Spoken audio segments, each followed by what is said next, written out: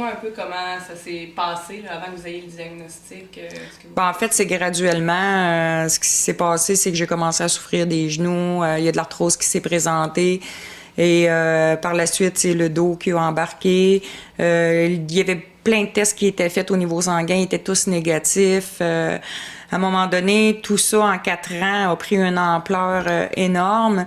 Maintenant, on parle d'arthrose diffuse sévère, on parle de spondylarthrite ankylosante.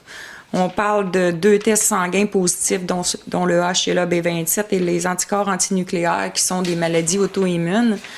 On parle de fibromyalgie et j'ai plusieurs diagnostics et d'autres en attente. Alors, c'est pas un portrait très, très joyeux. Vous avez eu plusieurs, évidemment, plusieurs organismes ou instances qui vous ont déclaré invalide? Oui, plusieurs médecins spécialistes. Je suis déclarée invalide aussi par la Régie des rentes du Québec, Société d'assurance automobile du Québec, les 2 gouvernements, rhumatologue, orthopédiste, physiatre. L'Institut de physiatrie m'a fait un rapport de 24 pages d'invalidité totale permanente. Et malgré tout, mon assureur refuse toujours là, de me dédommager. Comment ça s'est passé avec votre assureur, justement? Qu'est-ce qui fait en sorte qu'il en est arrivé à un diagnostic ou une réponse là, négative? En fait, là, il n'a jamais arrivé à rien parce que malgré mes nombreuses demandes, mon assureur a toujours refusé de me faire voir par leur médecin.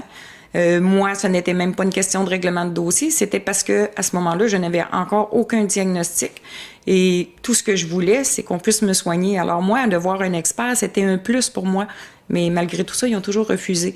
Au lieu de m'aider dans ce sens-là, ce qu'ils ont fait, c'est qu'ils ont fait faire une filature. J'ai pris une marche en 4 ans et c'est celle qu'ils ont filmée. Je suis allée voter à 2 coins de rue d'ici avec mon mari. Et je suis allée faire des commissions comme tout le monde, une journée, et puis ils ont dit que pour cette raison-là, j'étais pas invalide. Par l'entremise de mon avocat, j'ai pris un avocat dans le dossier. Toutefois, depuis mes dernières communications avec eux, c'est sûr que le dossier a évolué. J'ai eu des chirurgies, j'ai signé pour un autre. Ce qui se passe, on ne sait pas vraiment qu'est-ce qui se passe avec mon corps, là, mais que ce soit au niveau osseux, tissu mou, n'importe quoi, tout se brise. Je fais de l'ostéoporose, de carence en vitamine D avec tout ça. J'ai été opérée à une épaule, je suis en attente pour l'autre. Éventuellement, on va me remplacer les 2 genoux. J'ai la colonne atteinte à tous les niveaux. Au fond, je reçois des injections. Je suis hyper cortisonnée. J'en ai déjà reçu jusqu'à 22 dans le même mois. J'ai fait des recherches sur Internet et j'ai trouvé le groupe L'Assurance Invalidité, une affaire juridique qui a été fondée par Jenny Hewitt, une dame de l'Abitibi, une très grande battante. Elle se battait pour son dossier propre et elle encourageait les gens à se battre pour leur propre dossier. Un seul but et unique, faire changer la loi. La loi des assurances.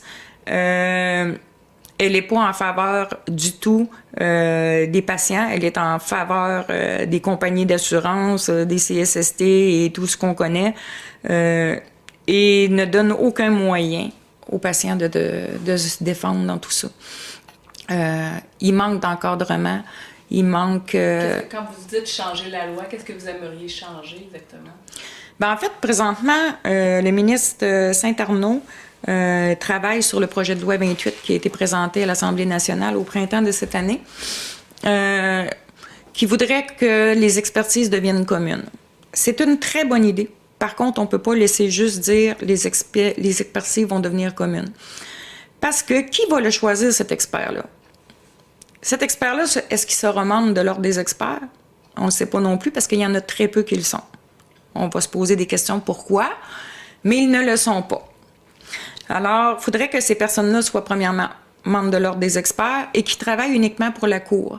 Alors, si tout ça, il y a un beau gros ménage là-dedans, puis que la Cour s'empare de ça, que l'expert, lui, il soit déterminé et ne travaille uniquement pour la Cour, je crois qu'il peut y avoir une justice.